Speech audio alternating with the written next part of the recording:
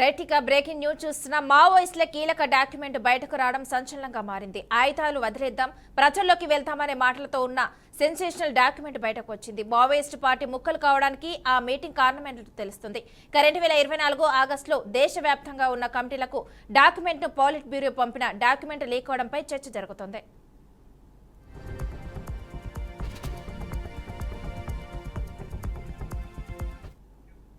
ఇక ఇదే అంశానికి సంబంధించి మరింత సమాచారాన్ని మా మేనేజింగ్ ఎడిటర్ చిదంబరం అందిస్తారు. చిదంబరం చెప్పండి.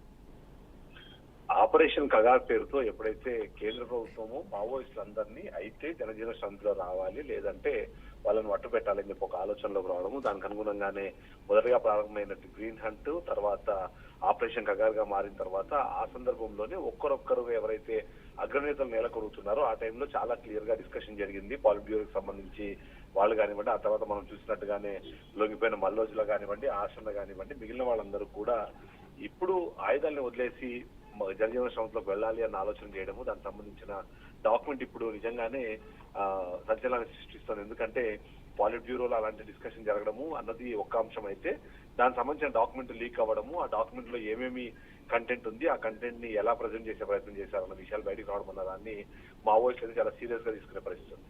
ఎందుకంటే మావోయిస్టు పాలిట్ బ్యూరోకి సంబంధించి అంటే అది ఇక టాప్ మీటింగ్ లాగా ఉంటుంది. టాప్ మీటింగ్ లో జరిగే డిస్కషన్ కానివ్వండి, దానికి సంబంధించిన డాక్యుమెంట్స్ కానివ్వండి బయటకు రాకుండా చాలా జాగ్రత్తలు తీసుకుంటారు. అలాంటిది ఈ డాక్యుమెంట్ ఎలా బయటకు వచ్చింది అన్న విషయానికి సంబంధించిన ఒక చర్చ అయితే జరుగుతుంది. అదే నేపథ్యంలో మావోయిస్టులకు సంబంధించిన కీలకమైన నేతలందరూ కూడా మొదటి నుంచి మాట్లాడుతున్నారు. ఏదైతే ఆయుధాలను వీడి రావాలని చెప్పేసి ఓవైపు ఎన్డీఏ ప్రభుత్వము అల్టిమేటం జారీ చేయడము, మార్చి 31, 2026 వరకు ఈ మొత్తం మావోయిస్టులకు సంబంధించిన ప్రతి అంశాన్ని కూడా తుదమిట్టించాల్సిన ఆలోచన చేస్తున్న నేపథ్యంలో ఆ సందర్భంలో కూడా నేనైతే చెప్తున్నాను, మల్లోజులు కానివ్వండి లేకపోతే ఆశన్న వీళ్ళందరూ కూడా మాట్లాడిన మాటలు ఏదైతే మావోయిస్టులకు సంబంధించిన ఉద్యమం అన్నది బలహీనపడుతోంది.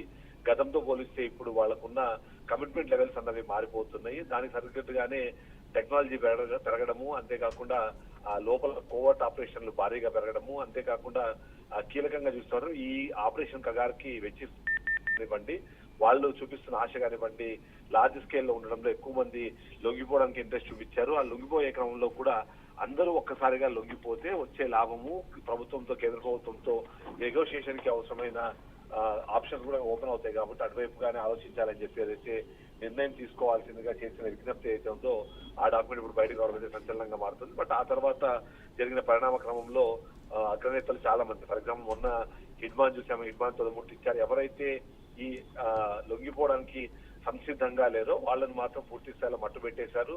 ఇక సిద్ధంగా ఉన్న వాళ్ళకి మాత్రం అవకాశాన్ని కల్పించి డైరెక్ట్ గా సీఎంలే వాళ్ళను డైరెక్ట్ గా జనజీవన శ్రమంలోకి రావాలని కోరడం కానివ్వండి, వాళ్ళ పేరు మీద గతంలో ఉన్న రివార్డులు కానివ్వండి, లేకపోతే వాళ్ళకి సంబంధించిన అంశాలను ఏదైతే చూసేందుకు వాళ్లకు ఫైనాన్షియల్ గా సపోర్ట్ చేయడానికి ప్రభుత్వాలు స్పెషల్ ప్యాకేజీలను ప్రకటించి మరి వాళ్ళకి అవకాశం కల్పించిన నేపథ్యంలో ఇప్పుడు అదంతా అయితే ఒకవైపు వెళ్తుంటే మాత్రం పాలిట్ బ్యూరోలో జరిగిన డిస్కషన్ అది బయటికి రావడము, దాని కారణంగా ఇప్పుడు ఉద్యమము బలహీనపడడానికి లేదా ఉద్యమం బలహీనపడే క్రమంలో ఆ జరిగిన పరిణామంగా అయితే మావోయిస్టులు చూస్తున్నట్టుగా మనం చెప్పాలి. Okay, thank you Chidambaram.